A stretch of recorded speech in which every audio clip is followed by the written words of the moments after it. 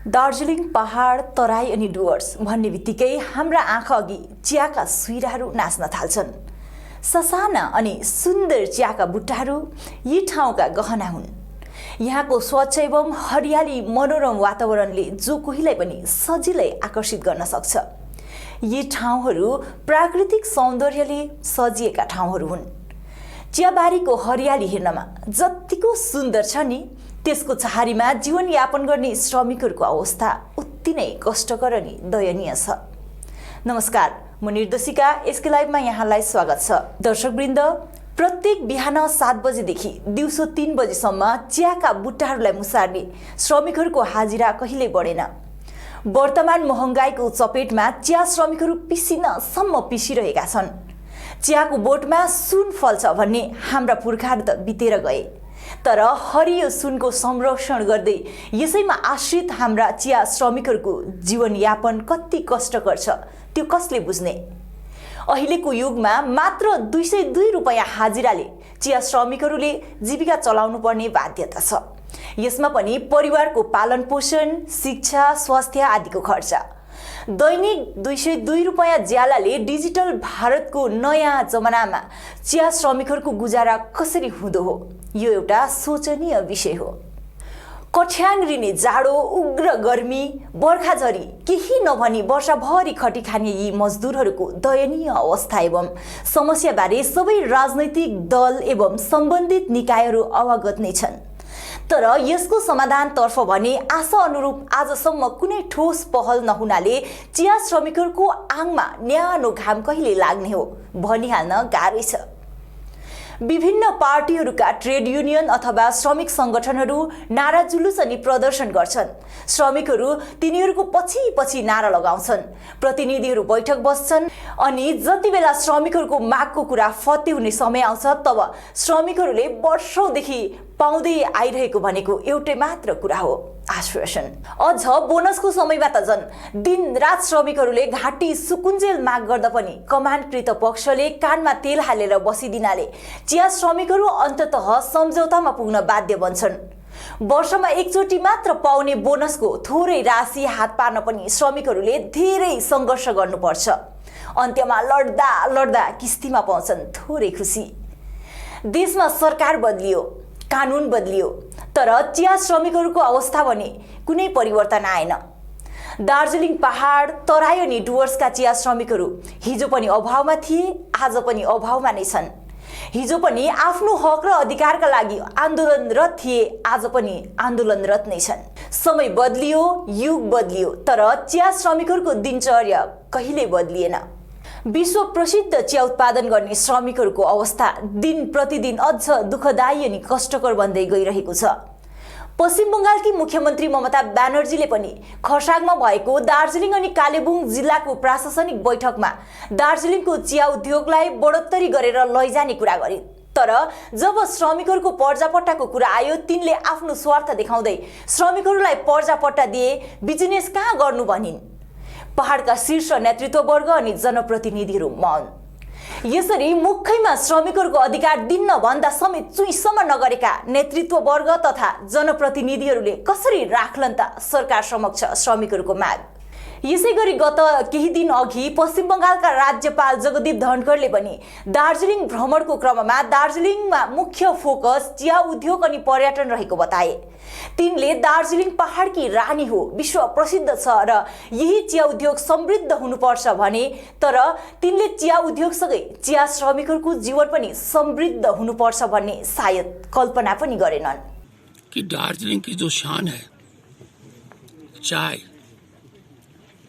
और टूरिज्म, दोनों यहाँ की इकोनॉमी को बहुत पॉजिटिवली प्रभावित कर सकते हैं। और इसके लिए जो आवश्यकता है, जिसकी ओर मैंने ध्यान दिलाया, सड़कों का जाल जबरदस्त होना चाहिए। हजारों करोड़ रुपए आगे कहाँ गए, कहाँ बह गए, कोई हिसाब किताब नहीं है। मालिक पक्षको कडा अनुशासन अनि अत्यन्तै कम ज्यालामा दैनिकी चलाइरहेका समस्याले थिचिरहेका अनि अन्याय भोगिरहेका श्रमिकहरूको मनोभाव अहिले घडी बिस्तारै विस्फोटित हुन थालेको छ। गत केही दिन अघि मात्र टिस्टा भ्यालीका श्रमिक वर्गले एउटा पत्रकार सम्मेलनको आयोजना गरी 202 रुपैयाँमा गुजारा चलाउनु परेका कारणले नानीहरू कुपोषणको शिकार बनिरहेको बताए।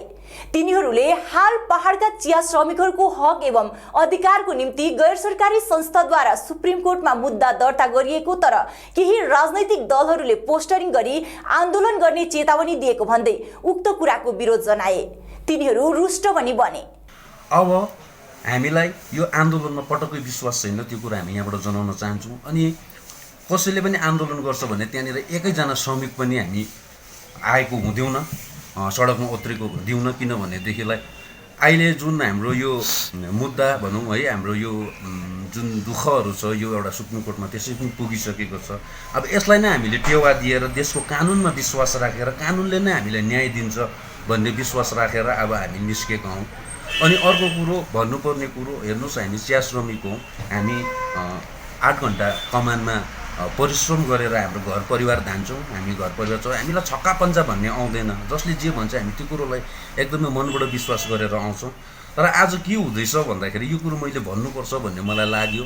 जस्तै अब अधिवक्ता वन्दना राईज्यू अनि प्रताप खातीज्यू, उहाँहरूलाई अहिले यो भनावरी हुँदाखेरि कति कुराहरू उहाँहरूलाई भन्दैछ, त्यो उहाँहरूलाई भन्दाखेरि चाहिँ हामी बोल्नुपर्छ भन्ने मलाई एउटा भित्री मनबाट लाग्यो। किनभने आत्मग्लानी हुन्छ एउटा, हेर्नुहोस्, किनभने उहाँहरूले कहिले पनि हामीलाई तिमीहरू आऊ हामीसँग भनेर भन्नुभएको छैन, यो कुरो सत्य हो। उक्त पोस्टरिङ हुन त चिया श्रमिकहरूकै भलाइको निम्ति भएको हो, तर यस घटनाले आज आएर पहाडका राजनैतिक दलहरूबाट श्रमिकहरूको विश्वास शिथिल बनिसकेको भान गराउँछ। यसमा को दायी? श्रमिकहरू या त राजनैतिक दलसँगै जनप्रतिनिधिहरू? हालमा दार्जिलिङ पहाड तराई अनि डुवर्सका समस्त चियाबारीलाई लिएर गैर सरकारी संस्थाद्वारा चिया कमानका मजदुरहरूको मिनिमम वेजेस, पर्जा पट्टा आदिको माग अनि पीएफ फन्ड, पेन्सन आदिका समस्या लिएर लगातार सम्बन्धित विभाग अनि सरकार समक्ष माग गरिरहेका छन्।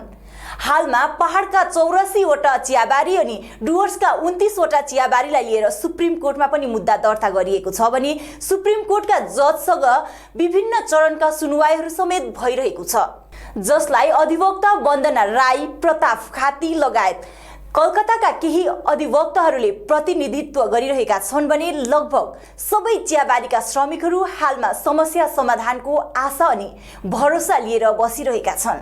प्रतिनिधि अधिवक्ताहरूले कानुनी प्रक्रिया चलिरहेको अनि केही समय लाग्ने तर फत्ते गरेरै छोड्ने बताइरहेका छन्। हेर्नुहोस्, यो त कोर्ट प्रोसेस हो, म्यामले पनि भनिहाल्नु भयो, कोर्ट प्रोसेस त वी हेभ टु फलो। अब हामीले इनिसियल्स यो त कुनै पनि प्रकारको यो त this is not a political thing कि आज यो नेताले भनेर भोलि सर्ट आउट हुने र पर्सि बिग्रिने होइन। यो वान टाइम रिलिफ हुन्छ, लाइफ टाइम रिलिफ हुन्छ।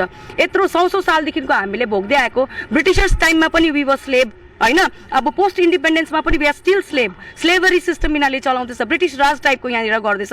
पक्का न्याय पाउँछ, समय चाहिँ अलिक लाग्छ, धैर्य राख्नुपर्छ।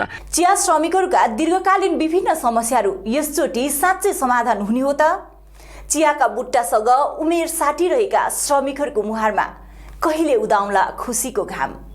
सुप्रिम कोर्टसम्म पुगेको यो न्यायको कानुनी लडाई श्रमिकहरूको पक्षमा नै विजयी हुने हुन् या त विगत झै सम्झौतामा टुङ्गिने हो?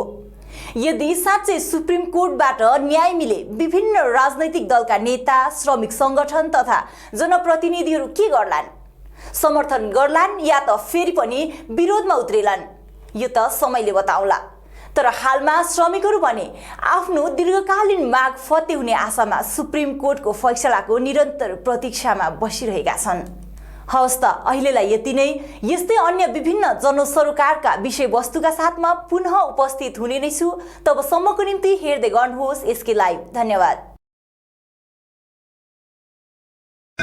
सेवा का संस्कार तो भारतीय संस्कृति का हिस्सा है। हम तो बस वो हुनर देते हैं कि हमारा ये संस्कार हमारे बच्चों को सुनिश्चित भविष्य का वरदान भी दे सके।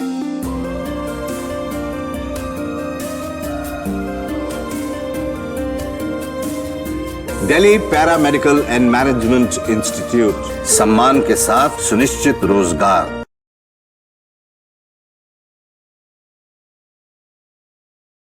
रेडीमेड गारमेंट्स की होलसेल दुकान जहां मिले आपको सारा सामान, राजधानी गारमेंट्स है जिसका नाम। लेडीज हो या जेंट्स, बच्चों के लिए हो या बड़ों के लिए, विंटर कलेक्शन या समर कलेक्शन, नॉर्थ बंगाल की सबसे बड़ी होलसेल दुकान। अपनी दुकान की परचेसिंग विंटर कलेक्शन के लिए पधारे राजधानी गारमेंट्स। यहाँ आप बिल्कुल किफायती दामों में खरीदारी कर सकते हैं।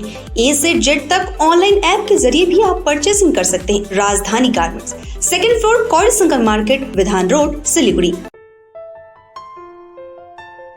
सपनों से भी सुंदर घर हो अपना, PRM बेगराज पूरा करेगा सपना। जी हाँ, सिलीगुड़ी का सबसे बड़ा आवासीय जहां मौसम खुशनुमा, पहुंच आसान, सुविधा सभी, फुटबॉल ग्राउंड, साथ ही हर खेल और मनोरंजन और बड़ा घर। शहरों के बीच शहर होगा आपका आनंदविल, दागापुर, सिलीगुड़ी। PRM और अजय बेगराज ग्रुप 9735122000। टीना का घर बनाने का टोटल समाधान, बाजार भाव से हमारे यहाँ किफायती दाम। घर, दुकान, मकान, गोदाम बनाने के लिए टीना, प्रोफाइल सीट, रंगीन टीना, पाइप आदि सामान की नई दुकान टीना लगाने के लिए मिस्त्री भी हमारे यहाँ है उपलब्ध।